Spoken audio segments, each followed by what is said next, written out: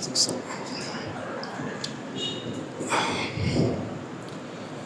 الله الرحمن الرحيم. السلام عليكم ورحمة الله وبركاته. الحمد لله رب العالمين عدد خلقه ورضاء نفسه وزنة عرشه ومداد كلماته. اللهم رب الحل والحرام رب المشعر الحرام رب البيت الحرام رب الركن والمقام. أبلغ لسيدنا ونبينا وشيخنا محمد صلى الله عليه وسلم منا السلام تحية وسلاما. الصلاة والسلام عليك يا سيدي يا رسول الله. خذ بيدي كلت حيلتي أدركني يا شفيع المذنبين. السلام عليكم ورحمة الله وبركاته. اللهم ألهمنا مراشد أمورنا وأعذنا من شرور أنفسنا. اللهم يا حق انصرني على الحق. எல்லாம் அல்லாஹ்வின் மகத்தான கிருபையினால் தமிழ் மாநில ஜமாஅத்துல் உலமா சபை நடத்துகிற இந்த மாபெரும் மீலாது பெருவிழாவின் கண்ணியத்திற்குரிய தலைவர், எங்கள் மாநில ஜமாஅத்துல் உலமா சபையினுடைய தகுதி வாய்ந்த தலைவர் கண்ணியத்திற்குரிய ஹதரத் பெருந்தகை அவர்களே, முன்னிலை ஏற்றிருக்கிற கண்ணியத்திற்குரிய பெரியோர்களே, சையதுனா ஹுபைப் ரலியல்லாஹு அன்ஹு அவர்களை தூக்கு மேடையில் கொண்டு நிறுத்திவிட்டு எதிரிகள் அவர்களிடத்தில் கேட்டாங்க, உங்களை நாங்கள் விட்டுறோம், ஆனால் அதற்கு பகரமாக நீங்கள் சொல்கிற முஹம்மது ரசூலுல்லாஹுவை தூக்கலிடுங்கள், அதற்கு சம்மதிக்கிறேன் என்று மட்டும் சொன்னால் போதும். நபியை தூக்கில் எல்லாம் போட வேண்டாம், எனக்கு பகரமாக அவங்கள தூக்கில் போடுறதுக்கு நான் சம்மதிக்கிறேன் அப்படின்னு மட்டும் நீங்கள் சொன்னால் போதும், உங்களை நாங்கள் விட்டுறோம் அப்படின்னு எதிரிகள் சொன்னாங்க. சையதுனா ஹுபைப் ரலியல்லாஹு அன்ஹு சொன்னாங்க, நான் அப்படியெல்லாம் சொல்ல மாட்டேன், அந்த நபியினுடைய காலில் ஒரு முள் குத்துவதை கூட என்னால் பொறுத்து கொள்ள முடியாது. ஏன்னா இன்னி உஹிப்புஹு, அந்த நபியை நான் நேசிக்கிறேன். ஐ லவ் முஹம்மது ஸல்லல்லாஹு அலைஹி வஸல்லம், நான் அந்த நபியை நேசிக்கிறேன். அப்படி நேசிக்கிறதுனால அந்த நபியினுடைய காலில் முள் படுறத என்னால் பொறுக்க முடியாதுன்னு நான். எதிரிகள் அவங்கள தூக்கில் போட்டாங்க. இந்த ஐ லவ் முஹம்மது அப்படிங்கிறதுல யார் பெர்ஃபெக்டாக இருக்கிறாங்களோ, கரெக்டாக இருக்கிறாங்களோ, அவர்கள் வஞ்சகர்களால் வஞ்சிக்கப்படுவது வரலாறு முழுக்க தொடர்ந்து கொண்டே வருகிறது. ஒரு 1500 ஆண்டுகளுக்கு பின்னாலும் கூட பெருமானார் ஸல்லல்லாஹு அலைஹி வஸல்லம் என்கிற அந்த பேரின்பம் உலகமெல்லாம் ரசிக்கப்படுவதை போல் அபூஜஹலினுடைய வாரிசுகளால் அவ்வப்போது சில காரியங்களும் ஆற்றப்படுகிறது. உலக தலைவர்களினுடைய பார்வையில் பெருமானார் ஸல்லல்லாஹு அலைஹி வஸல்லம், இது எனக்கான தலையங்கம், ஒரு 25 நிமிடத்திற்கு உள்ளால். அருமையானவர்களே, அல்லாஹ் ரப்புல் ஆலமீன் சொல்வான், உங்களுடைய அந்தஸ்தை நாம உயர்த்தி இருக்கிறோம் அப்படின்னு. இந்த ஆயத்துக்கு செய்யப்படுகிற தஃப்சீர்களில் ஒன்று, பெருமானார் ஸல்லல்லாஹு அலைஹி வஸல்லமுக்கு அல்லாஹ் கொடுத்த அற்புதத்தில் ஒன்று, எதிரிகளாலும் நம்பாதவர்களாலும் புகழப்படுகிற பாக்கியம் இந்த நபிக்கு உண்டு.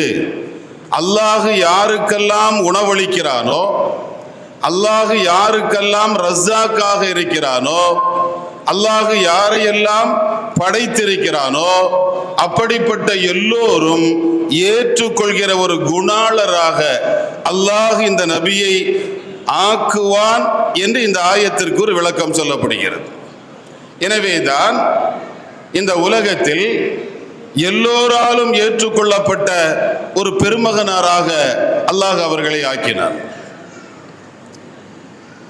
அமெரிக்காவினுடைய ஆன்மீக மாநாட்டை, சிகாகோவிலே நடைபெற்ற ஆன்மீக மாநாட்டை முடிச்சுக்கிட்டு விவேகானந்தர் இந்தியாவுக்கு வருகிறார். விமான நிலையத்தில் இறங்குறாரு. நிருபர்கள் போய் கேட்குறாங்க, நம்முடைய பாரதம் பண்பாடும் கலாச்சாரமும் நிறைந்த பாரதத்தை மீட்டெடுப்பதற்கு நாம் என்ன செய்ய வேண்டும்? ரொம்ப சிதைஞ்சிட்டு வருத, அதை பழைய நிலைக்கு கொண்டு வரதுக்கு நாம் என்ன பண்ணணும் என்று கேட்கிற போது விவேகானந்தர் சொல்கிறார், பக்குவமான பண்பட்ட 10 இளைஞர்களை என் கையில் தந்தால் அவர்களை வைத்து ஒரு பண்பாடு கலாச்சார ஒழுக்க விழுமியங்கள் நிறைந்த ஒரு பாரதத்தை மீட்டெடுக்கலாம்.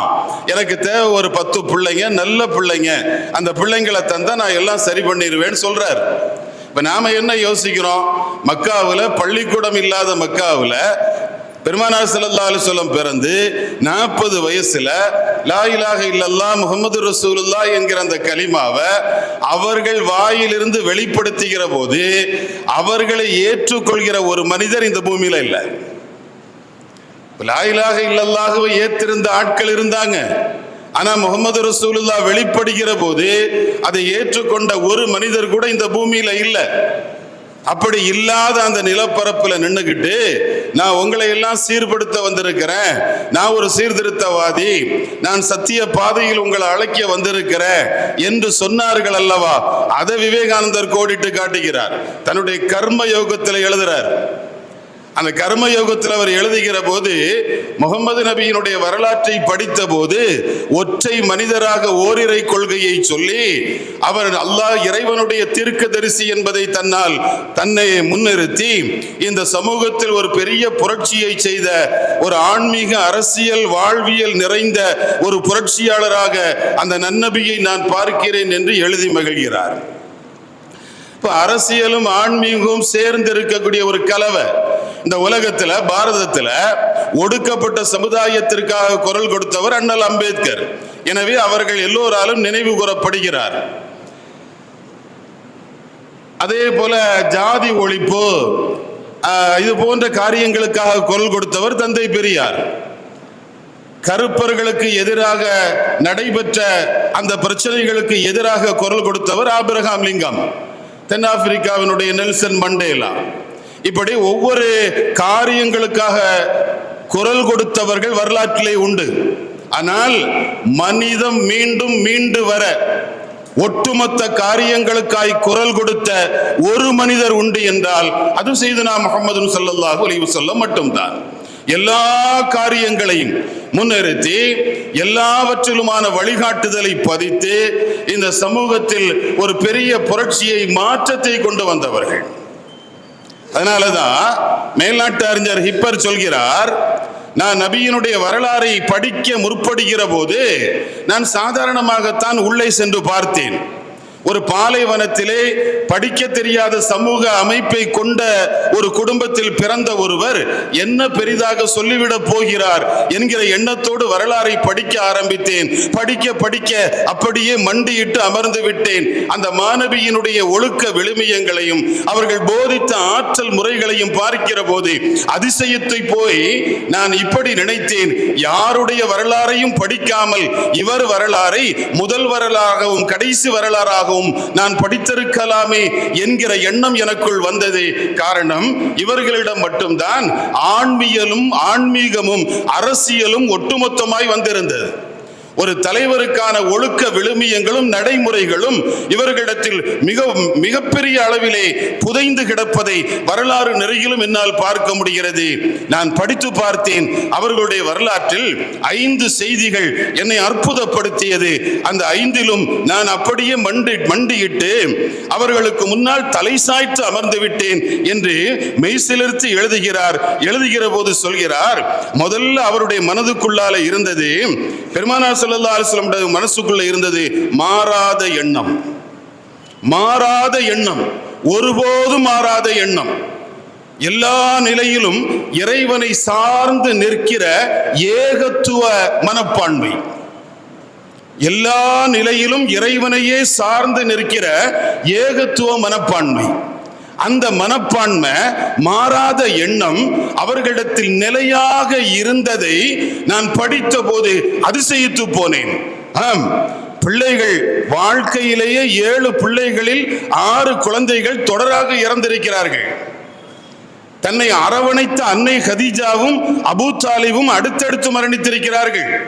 அது மறக்க தாயிஃபுக்கு சென்ற போது தாயிஃபினுடைய கல்லடிதான் அவர்களை வரவேற்றது. தொடர் சோகங்கள் வாழ்க்கையில் புகுந்த நேரத்திலும் கூட கொடுத்தவன் எடுக்கிறான், என்னால் என்ன செய்ய முடியும் என்கிற அந்த ஒற்றை வார்த்தை, இறைவன் எனக்கு வந்த எல்லாம் என்னை விட்டு போகும், என்னுடைய தாய் தந்தை மனைவி உறவு பிள்ளை எல்லாம் என்னை விட்டு போகும், நான் முன்னால போவேன், இல்லைன்னா அது எனக்கு முன்னால போவோம், அவ்வளவுதான். ஆனால் எனக்கு கிடைச்ச அல்லாஹ் என்ன விட்டு போயிடக்கூடாது, அது எந்த காலத்திலையும் போயிடக்கூடாது. அந்த அல்லாஹ் என்ன வேணான்னு சொல்லிடக்கூடாது, அல்லது துர்பாக்கிய நிலை அவன் எனக்கு வேணான்னு நான் சொல்லிடக்கூடாது, அல்லது அவனுடைய செயல்பாட்டில் எனக்கு அதிருப்தி வந்துடக்கூடாது. அதனால எல்லா நிலையிலும் ஒரே நிலையை கையாண்ட மாறாத எண்ணம், அந்த மாறாத எண்ணம் நபிக்கு முன்னால் என்னை தலைகுனிய வைத்தது. இது நபியிடத்தில் இருந்த முதலாவது நிலை. இரண்டாவது, தம்மை எப்போதுமே சாதாரணமாக கருதுகிற ஒரு மனோபாவம். இன்றைக்கு சராசரியாக சின்ன சின்ன பதவிகள் வந்தாலே மனிதர்களை கையில் பிடிக்க முடியாது. ஆனால் ஒரு சாதாரணமாக தன்னை பெரும் இடத்தில் இருந்த போதும் கூட ஒரு சாதாரணமாக கருதுகிற மனோபாவம், இது அல்லாஹ் நபி ஸல்லல்லாஹு அலைஹி வஸல்லமுக்கு தந்து மகிழ்ந்த ஒரு குணம். ஒரு சஹாபி ஸல்லல்லாஹு அலைஹி வஸல்லம் பார்க்கிறதுக்காக ரொம்ப வேகமா ஓடி வர்றாங்க, ஆசையில. அப்படி வேகமா ஓடி வந்து உடம்பெல்லாம் இளக்கிது, சப்தம், மூச்சுல சப்தம் வருது, அவங்களால பேச முடியல. வந்து நிக்கிறாங்க, பேச நினைக்கிறாங்க, பேச முடியல. அதை புரிந்த பெருமானார் ஸல்லல்லாஹு அலைஹி வஸல்லம், ஹவ்வின் அலைக், ரிலாக்ஸ் ஆயிருமா, ஏன் ரிலாக்ஸ் ஆயிரு, எத்தா பேசு, லஸ்து பி மலிக்கின் வலா ஜப்பாரின், நான் அரசனும் அல்ல சர்வாதிகாரியும் அல்ல, நான் அரசனும் அல்ல சர்வாதிகாரியும் இல்லை. நான் யார் தெரியுமா? அன இப்னு இம்ராத்தின் மின் குரைஷின் தஅக்குலுல் கதீத, காய்ந்த கரித்துண்டுகளை உப்பு கண்டங்களை தின்னுகிற ஒரு குறைஷி குடும்பத்தில் பிறந்த ஒரு ஏழை தாயின் மகன் நான். ஒரு சாதாரண ஏழை தாய் இறைச்சியை காய வச்சு அந்த காஞ்ச உப்பு கறியை திண்டுற ஒரு ஏழை தாயின் மகன் நான் அரசனும் அல்ல சர்வாதிகாரியும் இல்ல. ரிலாக்ஸ் ஆயிரு, பேசு. தன்னை நம்பி வந்த பிள்ளைகளுக்கு தன்னை அறிமுகப்படுத்துகிற விதங்கள் இன்றைக்கு பார்க்கிறோம் அல்லவா? தலைவர் என்றால் யார்? தலைவர் என்றால் யார்? தலைவராக ஆக நினைக்கிறவர்கள் கூட 6 மணி நேரம் 7 மணி நேரம் எனக்காக என் தொண்டன் காத்திருக்க வேண்டும் என்று நினைப்பவர்கள் தங்களை தலைவர்களாக முன்னிறுத்துகிறார்கள். உச்சி வெயிலிலே நிற்க வேண்டும். அவன் குடித்தானா, உண்டானா, அவனுக்கு ஏதும் சிக்கலா, சிரமமா, எதுவும் தெரியாது. ஆனால் நான் குளிர்ந்த வண்டிக்கு உள்ளே அமருவேன், வருவேன். நான் வரும் வரை நீ நிற்கத்தான் வேண்டும், என்னை பார்க்கத்தான் வேண்டும். உனக்கு எது நடந்தாலும் அது எனக்கு பிரச்சனையும் இல்லை என்று நினைப்பவர்கள் தலைவர்களாக முன்னிறுத்தப்படுகிற ஒரு காலகட்டத்தில் பெருமானார் ஸல்லல்லாஹு அலைஹி வஸல்லம் பேசுறாங்க. மஸ்ஜிது நபவியில பள்ளி ஃபுல்லாயிடுச்சு. கடைசியா ஒரு சஹாபி வந்தாங்க. அவங்களுக்கு உள்ள இடம் இல்லை, வெளியில நிக்கிறாங்க. உச்சி வெயில் சுள்ளுன்னு அடிக்குது. பார்த்துட்டாங்க நபி ஸல்லல்லாஹு அலைஹி வஸல்லம், எத்தா வெயில்ல நிக்காதம்மா, நம்ம வீட்டு வயசான மனிதர்கள் குழந்தைங்களை வெயில்ல விளையாடாதம்மா சொல்வது போல ஒரு தாய் பாசத்தோடு வெளியில நிக்கிற வெயில்ல நிக்கிற தம் பிள்ளைய வெயில்ல நிக்காதம்மா உள்ளவா என்று அழைத்த போது அவருக்கு மட்டுமல்ல, அவர்களுக்கு பின்னால் வந்தவர்களுக்கும் பள்ளியிலே இடம் வந்தது. ஒரு தலைமைத்துவத்தினுடைய பண்பாடு, ஒரு தலைவர் எப்படி மக்களுக்கு மத்தியில், தொண்டர்களுக்கு மத்தியில் செயல்பட வேண்டும் என்பதற்கான முன்னுதாரணம். அந்த முன்னுதாரணத்தை மையப்படுத்தி அவர் சொல்றாரு, எப்பவுமே தம்மை சாதாரணமாக கருதுகிற ஒரு நிலை. மக்காவில இருந்து மதீனாவுக்கு வர்றாங்க. மதீனத்து பிள்ளைகள் மாநபியினுடைய புனித வருகைய, பூரண சந்திரன் போல் இலங்கும் மாநபியின் புனித வதனம் காண மக்கத்து பிள்ளைகள் சிலர்கள் மரமேறி அமர்ந்திருக்கிறார்கள். மரத்தில் ஏறி காத்திருக்கிறாங்க. எந்த மரமும் முறியல்ல. மரத்தில் ஏறி உட்கார்ந்து இருக்கிறாங்க. எந்த மரமும் முறியல்ல. வீடுகளுக்கு மேல நிக்கிறாங்க. எந்த சீட்டுகளும் விழல. ஏன்னா அவங்க விழுறதுக்காகவோ அல்லது வேறு எதுக்காகவோ ஏறல, தான் வாழ்க்கையில ஏறணுங்கிறதுக்காக எம்பிரானை எதிர்பார்த்து காத்து நிற்கிறாங்க. 2 ஒட்டகம். முதல் ஒட்டகம் அபூபக்கர் ரலியல்லாஹு அன்ஹுடைய ஒட்டகம் மதீனாவுக்குள்ள வந்துருச்சு. அந்த ஒட்டகத்தை பார்த்த உடனே இதுவரையிலும் நபி பெருமானை பார்க்காத மதீனத்து பிள்ளைகள் ஓடோடி வந்து அண்ணல் அபூபக்கர் நாயகத்தினுடைய கரத்தை பிடிச்சு முத்துறாங்க. ஹாதா ரசூலுல்லாஹ், இதுதான் நபி ஸல்லல்லாஹு அலைஹி வஸல்லம் என்று நினைத்து அபூபக்கர் ரலியல்லாஹு அன்ஹுடைய கையை பிடிச்சு முத்தமிடுறாங்க. ஹஜ்ரத் அபூபக்கர் ரலியல்லாஹு அன்ஹு கையை உதறாங்க. நான் இல்லைன்னு சொல்லணும், ஆனா சொல்றது மரியாதை இல்லை. தான் கையில ஒரு துண்டு போட்டிருந்தாங்க தோல்ல. அந்த துண்டை எடுத்து நபி ஸல்லல்லாஹு அலைஹி வஸல்லம் தலைக்கு மேல பிடிச்சாங்க. ரசூலுல்லாஹ் மேல வெயில் படுது. அந்த வெயில் படாம இருக்கிறதுக்காக அந்த துண்டை எடுத்து மேல பிடிச்சாங்க. மேல பிடிச்ச உடனே மதீனத்து பிள்ளைகள் புரிந்து கொண்டார்கள், ஓஹோ அதுதான் ரசூலுல்லாஹ் என்று. தன்னை அடையாளப்படுத்தாமல் எப்போதுமே சாதாரணமாக இருக்கக்கூடிய ஒரு கருதுகிற மனோபாவம் அந்த நபியினுடைய விஷயத்தில் எனக்கு ரொம்ப பிடித்தது. 3ஆவதாக சொல்கிறார், மக்கள் மீது அற்புதமான அன்பு, அழியாத அன்பு. இந்த மக்கள் மீது அழியாத அன்பு. எந்த அளவுக்கு அழியாத அன்பு? தொழுகையில நின்னா கால்வீங்க தொழுறாங்க. நான் தொழுகைக்குள்ள போகும்போது தொழுகையில தான் என்னுடைய கண்குளிர்ச்சிங்கிறாங்க. தொழுகையில தான் எனக்கு எல்லாம்ங்கிறாங்க. தொழுகையில என் ரப்போடு பேசுறேங்கிறாங்க. எல்லாம் சொல்றாங்க. ஆனா ஒரு நாள் சுபஹ் தொழுகைக்கு உள்ள போறாங்க. தொழுது முடிச்சிட்டு சலாம் கொடுக்கறாங்க. சலாம் கொடுத்துட்டு வந்து சஹாபிகள்கிட்ட சொல்றாங்க, உள்ள நான் நுழையும் போது நீண்ட நேரம் தொழ வைக்கணும்னு தான் நினைச்சேன். ரொம்ப நேரம் தொலை வைக்கணும் தான் நினைச்சேன். அந்த எண்ணத்தோடு தான் தக்பீரும் கெட்டினேன். ஆனால் ஒரு குழந்தையின் அழுகை சப்தம் என் காதுல விழுந்துச்சு. அந்த குழந்தையினுடைய அழுகை சப்தம் அவங்க அம்மாவோட காதுல விழுந்தா அந்த தாயினுடைய மனசு என்ன பாடுபடும். அதனால தொழுகையை நான் சுருக்கமா முடிச்சிட்டேன். எனக்கு தொழுகை தான் எல்லாம். தொழுகையில நான் அல்லாஹ்ட்ட பேசுறேன். தொழுகையில தான் எனக்கு கண்குளிர்ச்சி என்றெல்லாம் பேசிய பெருமான் இந்த உம்மத்தினுடைய ஒரு குழந்தையினுடைய அழுகையும் அந்த குழந்தையினுடைய தாயினுடைய மனசுல வரக்கூடிய வருத்தமும், அந்த வருத்தத்திற்காக தன் வணக்கத்தை கூட சுருக்குறாங்கன்னா இந்த உம்மத்து மேல அந்த நபிக்கு என்ன அன்பு இருக்கணும். இந்த அன்பை நினைத்து நான் அதிசயித்து போனேன். 4வது சொல்றாரு, அஞ்சாமை. யாருக்கும் பயப்படாத குணம். பெருமானார் ஸல்லல்லாஹு அலைஹி வஸல்லம் யாருக்கும் பயப்படல. எந்த நேரத்திலும் அச்சம், பயம் அவர்களுடைய மனதிற்குள் வரவே இல்லை. வராம எல்லா நிலையிலும் அல்லாஹ் என்கிற அந்த மனோபாவம் அவர்களுடைய கையில் இருந்தது. அதை நினைத்து நான் அதிசயப்படுகிறேன், ரொம்ப பரவசப்படுகிறேன் என்று 4ஆவதாக பேசுகிறார். 5ஆவதாக சொல்கிறார், அந்த நபியினுடைய விஷயத்தில் எனக்கு ரொம்ப ரொம்ப ரொம்ப ரொம்ப பிடிச்சது சொல்லும் செயலும் சரியாக இருந்தது. தலைவர்கள் சொல்வார்கள், பெரும்பாலும் செய்ய மாட்டார்கள். ஆனால் இந்த நபி செய்ததை சொன்னார்கள், சொன்னதை செய்தார்கள். அப்படிப்பட்ட ஒரு நிலை இந்த நபிக்குள்ளால் பார்த்தபோது உலக வரலாற்றில் நான் படித்த வரலாறுகளில் ஏற்கனவே 13 உலக தலைவர்களை பற்றி வரலாறு எழுதியவன் நான். அப்படி எழுதுகிற போது அவர்களினுடைய வரலாறுகளை முழுமையாக படித்தவன் நான் சொல்கிறேன், இந்த நபிக்கு நிகராக இன்னொருவரை என்னால் காண முடியவில்லை என்று பேசுகிறார் ஹிப்பர். நம்முடைய இந்திய நாட்டினுடைய முதல் பிரதமர் பண்டித ஜவஹர்லால் நேரு ஒரு அற்புதமான விஷயத்தை மக்களவையிலே அடிக்கடி சொல்வார்.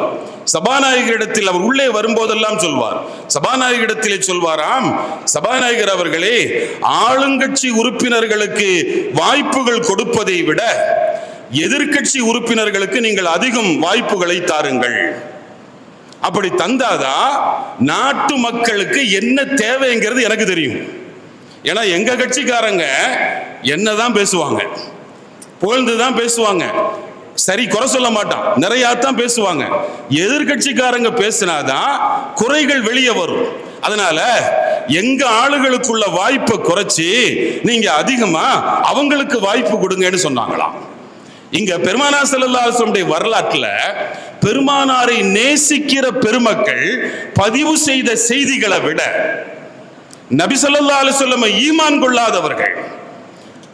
ஈமான் கொள்ளாத மற்றவர்கள் பேசி இருக்கிற செய்திகள் பெரும்பாலும் அதிசயமானவை, அற்புதமானவை. தந்தை பெரியார் அமர்ந்திருக்கிறார், வைக்கம் போராட்டத்தை முடித்து விட்டு வருகிறார்.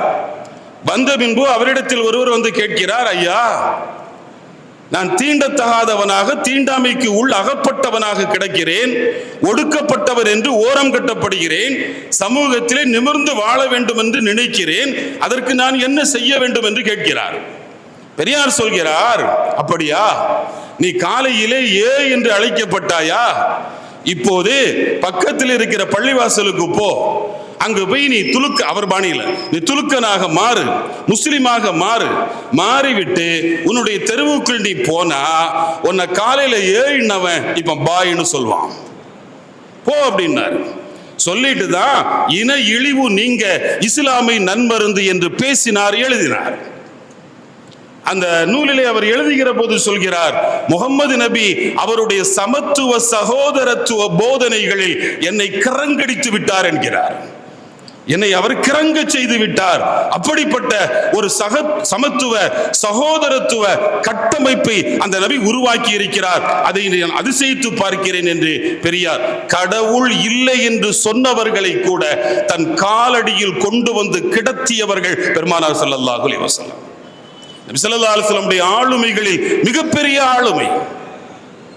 மேல்நாட்டு அறிஞர்கள் இஸ்லாத்தின் மீது பல விமர்சனங்களை சொல்கிற போது பெண்களுக்கான உரிமைகள் இல்லை என்று சொல்வார்களே, அதை பற்றி பேசுகிற போது அன்னிப்பு சென்ற அம்மையார் சொல்கிறார், இஸ்லாத்துல பெண்களுக்கான விஷயங்களை நான் அளவீடு செய்து பார்த்தேன், குர்ஆனிலும் ஹதீஸிலும் நிறைய தகவல்களை நான் படித்து பார்த்தேன். படித்து பார்த்த விதத்தில் எனக்கு பெண்களுக்கான எல்லாம் அந்த சமூகத்தில் இருப்பதையும் நபி அவர்களால் கொடுக்கப்பட்டிருப்பதையும் என்னால் உணர முடிகிறது என்கிறார். நான் அருமையானவர்களே, ஹலரத் அவர்கள், நம்முடைய நதுவி ஹலரத் அவர்கள் இங்கே ஒரு செய்தியை பதிவு செய்தார்களா இல்லையா? பெருமானார் ஸல்லல்லாஹு அலைஹி வஸல்லம் வருகிற போது பெண் குழந்தைகளை புதைத்த சமுதாயம், பெண்கள் பிறப்பதை கேவலமாக நினைத்த சமுதாயம், அந்த சமுதாயத்தை தான் மாற்றி ஒரு பொம்பளை பிள்ளைய வளர்க்கிற விஷயத்துல 3 பேரை சண்டை போட வச்சவங்க ரசூலுல்லாஹ். அந்த அளவுக்கு மாற்றத்தை உருவாக்குனாங்க பெருமானார் ஸல்லல்லாஹு அலைஹி வஸல்லம். இந்த சமூகத்தில் இருந்த எல்லா வகையான அழுக்காறுகளையும் துடைத்து வெளியே எறிஞ்சாங்க. ஒரு சுத்தமான சமூக கட்டமைப்பை உருவாக்குனாங்க. மாலையில ஆன்மீகம் பற்றி பேசப்பட்டது. இந்த உலகத்தில் ஆன்மீகத்தை பற்றி பேசுகிற போது விவேகானந்தர் இன்னொரு செய்தியை எழுதுகிறார், தன்னுடைய ராஜயோகத்திலே பதிவு செய்கிறார். ஆன்மீகம் என்பது இல்லற வாழ்க்கைக்கு அப்பாற்பட்டது.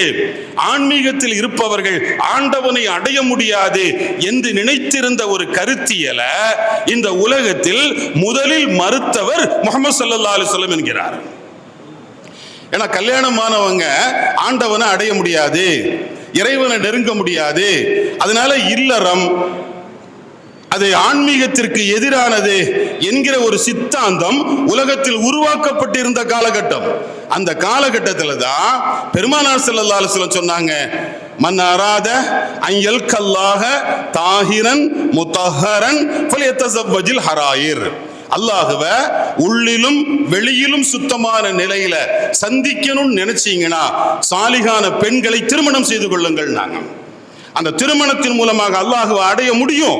அது திருமணம் என்பது, இல்லறம் என்பது தடைகள் அல்ல, அது படிக்கல், ஏறி போகலாம் அப்படின்னு சொல்லி 10 கல்யாணமும் பண்ணி அந்த 10 கல்யாணத்துக்கு பின்னால இந்த உம்மத்துல உள்ளவங்களுக்கு சொல்றாங்க, இன்னி அஅலமுக்கும் பில்லாஹ், உங்கள அல்லாஹுவை ரொம்ப தெரிஞ்சவன் நான் தான். ஒயின்னி அஹ்ஷாக்கும் லில்லாஹ், உங்கள அல்லாஹுவை ரொம்ப பயப்படுறவனு நான் தான்.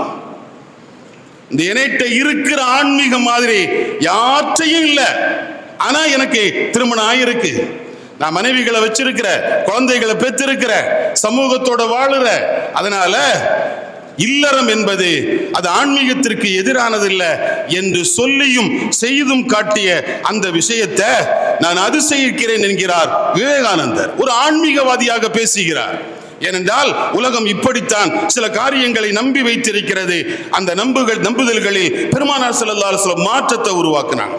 உலகத்தினுடைய எல்லோரையும் ஒரு ஒற்றை கொடைக்கு உள்ளால் பெருமானார் ஸல்லல்லாஹு அலைஹி வஸல்லம் கொண்டு வந்து சொன்னார்கள், இந்த உலகத்துல அல்லாஹ்வினுடைய அடிமையாக நான் வந்திருக்கிறேன், நான் நிறைய காரியங்களை செய்யறேன், எல்லாம் அல்லாஹ்வினுடைய தௌஃபீக், அல்லாஹ் எனக்கு கொடுத்த வாய்ப்பு. பெருமானார் ஸல்லல்லாஹு அலைஹி வஸல்லமுடைய அற்புதங்களில் ஒரு அற்புதம், நான் நிறைவுக்கு வந்துட்டேன். அற்புதங்களில் ஒரு அற்புதம் நாம அடிக்கடி சொல்றோமா இல்லையா? நான் ரசூலுல்லாஹ் காலத்தில் இருந்திருந்தா அல்லாஹ் காப்பாத்து, நான் முனாஃபிகா போயிருந்தா என்ன பண்ண முடியும்? ரொம்ப ஓவரா ஃபீல் பண்ற மாதிரி ஆயிரும். நமக்கு குழப்பத்தை நாமளே உண்டாக்க கூடாது.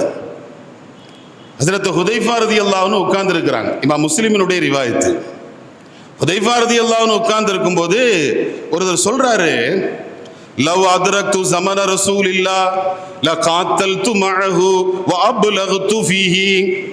நான் மட்டும் ரசூலுல்லாஹ்வுடைய காலத்தில் இருந்திருந்தா நபியோடு நானும் யுத்தத்தில் கலந்திருப்பேன், அந்த யுத்தத்தில் ரொம்ப கடுமையா ஈடுபட்டிருப்பேன் அப்படின்னு சொன்ன உடனே ஹஜ்ரத் ஹுதைஃபா ரலியல்லாஹு அன்ஹு கூப்பிட்டாங்க, எத்தங்க வாங்க, அந்த தஃபாலு தாலிக்க செய்வியோ, செஞ்சிருவீங்களோ, உங்களால செய்ய முடியுமோ அப்படின்னு கேட்டுட்டாங்க. அவர் பேசாம இருந்தார். ஹுதைஃபா சொன்னாங்க, ஒரே ஒரு செய்தி மட்டும் நான் சொல்றேன் அப்படின்னு செய்தியை ஆரம்பிச்சுட்டாங்க. வேற எந்த விளக்கமும் சொல்லல.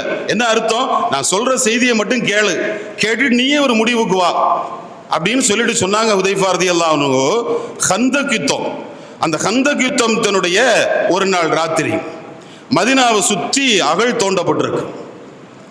அந்த அகழ் தோண்டப்பட்டதுல பனு குறைலாக்கள் மக்காவாசிகளை காலவாரிட்டாங்க. உள்ள வாங்கன்னு கூப்பிட்டுட்டு உதவி செய்ய மறுத்துட்டாங்க. பனு குறைலாக்களினுடைய உதவி மக்கால இருந்து வந்த கூட்டத்தாருக்கு கிடைக்கல. கொண்டு வந்த உணவு காலி, கொண்டு வந்த நீர் காலி. ஒரு இக்கட்டான நிலை. போவமா அல்லது அகலை தாண்டி போய் அடிப்போமா? ஒரு குழப்பம். இந்த குழப்பத்தோடு இருக்கிற அன்னைக்கு ராத்திரி அல்லாஹ் ஒரு கடுங்காற்றை அனுப்புனான். அந்த கடுங்காற்றுல வாகனத்தினுடைய லக்கேஜ் மட்டுமல்ல, வாகனங்களும் காற்றில் அடித்து செல்லப்பட்டது. அந்த அளவுக்கு ஒரு கடுமையான காத்து, குளிரான காத்து. அந்த காத்து முடிஞ்சதோட மதீனா முழுக்க கடும் குளிர், எங்களை கடுமையான குளிர் பிடிச்சிருச்சு. ஸல்லல்லாஹு அலைஹி வஸல்லம் சஹாபிகள்லாம் இருக்கும்போது ஒரு செய்தி சொன்னாங்க, தோழர்களே, யாராவது உங்களில் ஒருவர் அங்க போய் அந்த கூட்டத்தாரினுடைய செய்தியை என்னிடத்தில் கொண்டு வருவது யார்? அந்த கூட்டத்தாரினுடைய செய்தியை என்னிடத்தில் கொண்டு வருவது யார்? அப்படி கொண்டு வந்தா ஜஅலஹுல்லாஹு மஇ ஃபில் ஜன்னா, அவர் அல்லாஹ் சொர்க்கத்தில் என்னோட ஆக்குவான். அவர் ஏன் கூட சொர்க்கத்தில் இருப்பார். யாருன்னு கேட்டாங்க. யாரும் எழும்பல. ஹுதைஃபா ரலியல்லாஹு அன்ஹு சொல்றாங்க, யாரும் எழும்பல. ரெண்டாவதும் கேட்டாங்க, யாரும் எழும்பல. மூணாவதும் கேட்டாங்க, யாரும் எழும்பல. இந்த மூணு கேள்விக்கு பின்னால ரசூலுல்லாஹ் சொன்னாங்க, கும் யா ஹுதைஃபா, ஹுதைஃபா நீ எழும்புன்னாங்க. நீங்க எழும்புங்க. ஃபஅத்தினா ஹபரல் கௌம், போய் செய்தி எடுத்துட்டு வாங்கன்னாங்க. ஹுதைஃபா ரலியல்லாஹு அன்ஹு சொல்றாங்க, நான் எழும்புனேன். கடுமையான குளிர், நடுக்கத்துல தான் நான் போறேன். ஹஜ்ரத் ஹுதைஃபா சொல்றாங்க, அகலுக்காக தோண்டப்பட்ட குழியில நான் இறங்குனேன். அதை இறங்குனா தான் அந்த பக்கம் போக முடியும். அப்படி இறங்கும் போது கஅன்னி அம்ஷி ஃபி ஹம்மாம், சுடுதண்ணியில நடக்கிற மாதிரி இருந்துச்சு எனக்கு. அந்த சீதோஷ்ண நிலையை அல்லாஹ் மாத்தினான். ஒரு சுடுதண்ணீர்ல நடக்கிற மாதிரியே எனக்கு தோணுச்சு. நான் போனேன், அந்த கூட்டத்தார்கள் இருந்த இடத்துக்கு போனேன். அவங்கள உட்கார்ந்து இருந்தாங்க, கூட போய் உட்கார்ந்துட்டேன். அவங்கள ஒரு ஆளு மாதிரி உட்கார்ந்துட்டேன். திடீர்னு அபு சுஃபியான் எழும்பினாரு. எழும்பி பயான் பண்ணாரு, நாம உணவுகள் எல்லாம் காலி ஆயிடுச்சு, அதனால நாம என்ன பண்றதுன்னு தெரியல. இந்த நேரத்தில் மதீனாவில் இருந்து யாராவது உளவாளிகள் உளவு பார்க்க இங்க வந்துருவாங்க. அப்படி வந்துட்டாங்கன்னா சிக்கலா போயிரும், நம்ம பலகீனம் தெரிஞ்சு போயிரும். அதனால எல்லாருமே யார் யார் பக்கத்தில் இருக்கிறாங்கிறத அப்பப்ப பார்த்துக்குங்கன்னாரு. அப்பப்ப பார்த்துக்குங்கன்னாரு. இந்த வார்த்தை என் காதுல விழுந்த உடனே சஹாபிகள் வேகம் மட்டுமல்ல விவேகமானவர்கள். ஹஜ்ரத் ஹுதைஃபா சொல்றாங்க, என் பக்கத்துல ஒரு ஆள் இருந்தார். அவர்கிட்ட கேட்ட, எத்தா மின்ன அந்த நீ எந்த ஊருக்காரன்னு கேட்டேன். நீ யாரு தான்னு கேட்டேன். அவர் அவருடைய குடும்பத்தை சொன்னார். இப்ப அவர் நம்பிட்டாரு நான் அவர் ஆளுன்னு. அப்படியே உட்கார்ந்தேன், செய்தி எடுத்துட்டு நான் வந்தேன். வரும்போது எனக்கு குளிர் தெரியல, வந்து செய்தியை ஃபுல்லா நான் சொன்னேன். சொல்லி ஃபரஹத்து மின்ஹு சொல்லி முடிச்சேன். முடிச்ச உடனே குளிர் வந்துருச்சு. எனக்கு குளிர் வந்துருச்சு. குளிர் வந்த உடனே எந்த துணியை விரிச்சு ஸல்லல்லாஹு அலைஹி வஸல்லம் தொழுதாகளோ அந்த துணியை எனக்கு எடுத்து போத்துனாக. நான் அந்த துணியை போத்துன உடனே அந்த கதகதப்புல ரசூலுல்லாஹ் முன்னால தூங்கிட்டேன். சுபுகு பாங்கு சொல்லப்படும் போது நபி ஸல்லல்லாஹு அலைஹி வஸல்லம் என்னை எழுப்பி விட்டாங்க. சொல்லிட்டு அவ்வளவோட ஹுதைஃபா ரலியல்லாஹு அன்ஹு விஷயத்தை முடிச்சிட்டாங்க. அவருக்கான பதில் என்ன பதில் தெரியுமா? எத்தா நீ நினைக்கிற மாதிரி நீ விரும்பினாதெல்லாம் அங்க போக முடியாதுதா. அந்த நபியினுடைய தோழர்களாக யார் இருக்கணும்ங்கிறத அல்லாஹ் தேர்ந்தெடுக்கணும். அல்லாஹ் தேர்ந்தெடுத்த பின்னால அதை நபி ஸல்லல்லாஹு அலைஹி வஸல்லம் அங்கீகரிக்கணும். இந்த ரெண்டும் நடந்தாதான் அவரு நபி ஸல்லல்லாஹு அலைஹி வஸல்லம் சஹாபியாக ஆக முடியும். அப்படி ஒரு வாய்ப்பு அல்லாஹ் வச்சிருக்கிறான். அப்ப நாம இதைத்தான் புரிகிறோம். 1500 ஆண்டுகளாக நேற்று நடந்தது போல இன்றைக்கு அந்த விஷயங்களை அசை போடுகிறோம் என்றால் அந்த பெருமானார் ஸல்லல்லாஹு அலைஹி வஸல்லம் நம்மோடு இருக்கிறார்கள், நம்மிலே வாழ்கிறார்கள். அதை உணர்வதும் செயல்படுவதும் பெரும் பாக்கியம். அந்த பாக்கியத்தை அல்லாஹ் நசீபாக்குவானாக. வாஹிர் தஅவானா அல்ஹம்துலில்லாஹி ரப்பில் ஆலமீன். அஸ்ஸலாமு அலைக்கும் வரஹ்மத்துல்லாஹி வபரகாத்துஹு.